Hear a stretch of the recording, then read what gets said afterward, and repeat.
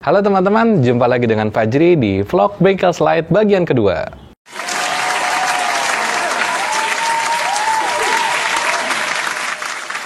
Pertama-tama, saya ingin mengucapkan selamat menunaikan ibadah puasa Ramadan kepada teman-teman semua. Semoga Ramadan tahun ini senantiasa lebih baik dan lebih berkah daripada tahun kemarin. Semoga pada akhir Ramadan kita semua menjadi individu yang bertambah ketakwaannya. Amin.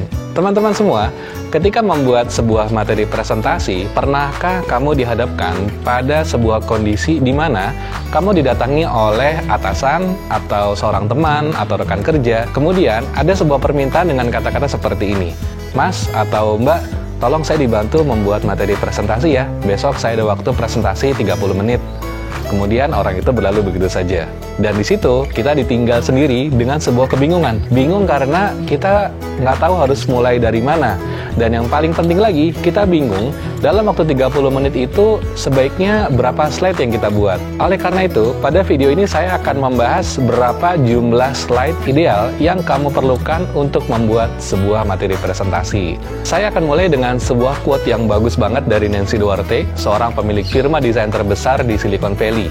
Nancy Duarte berkata bahwa jangan pernah berhitung berapa jumlah slide yang kamu buat, tapi pastikan supaya slide kamu itu diperhitungkan.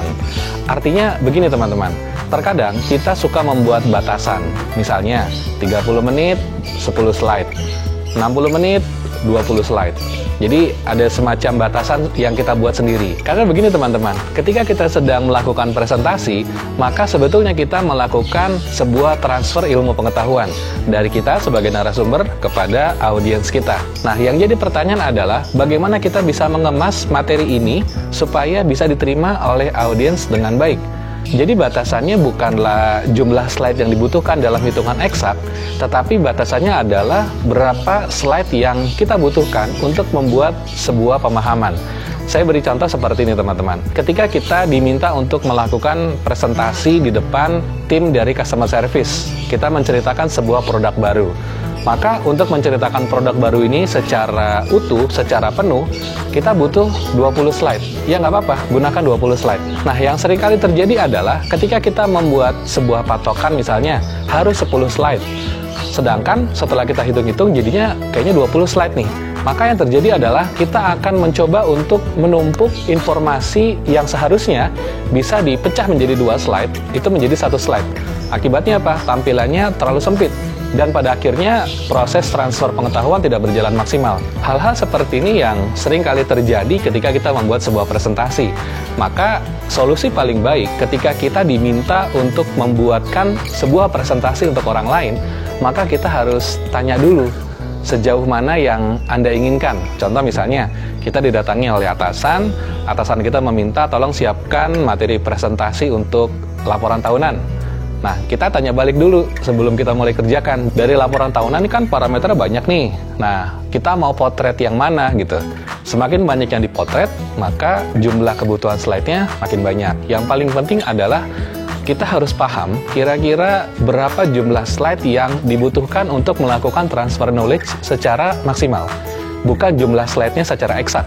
Misalnya 30 menit, 10 slide, 60 menit, 20 slide. Jangan gunakan pendekatan seperti itu, karena kamu nanti akan bingung sendiri. Misalnya, slide-nya kebanyakan, slide-nya kedikitan, sehingga akhirnya jadi berantakan di situnya.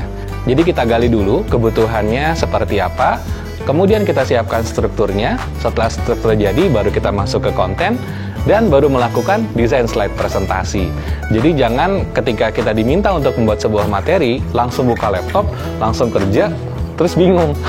Ini banyak sekali kejadian seperti ini teman-teman. Jadi hal-hal seperti ini harus kita hindari supaya kita bisa membuat slide-nya lebih rapi dan lebih bagus lagi desain presentasinya. Oke teman-teman, sekian vlog kali ini yang membahas mengenai berapa jumlah slide yang ideal dalam sebuah materi presentasi. Kalau kamu punya pertanyaan atau masukan, atau kamu punya hal lain yang ingin dibahas oleh Bengkel Slide, maka kamu bisa tulis di kolom komentar. Nanti kita akan bahas di vlog yang berikutnya. Jangan lupa like video ini dan subscribe Bengkel Slide jika belum. Kemudian jika kamu merasa video ini bermanfaat, silahkan di-share kepada orang lain. Dan jangan lupa follow juga Instagram Bengkel Slide, karena di sana saya akan share hal-hal menarik seputar materi presentasi. Terima kasih, saya Fajri dan sampai jumpa di vlog berikutnya, tentunya dengan pembahasan lain yang menarik seputar PowerPoint. Sampai jumpa di vlog berikutnya, salam Bengkel Slide.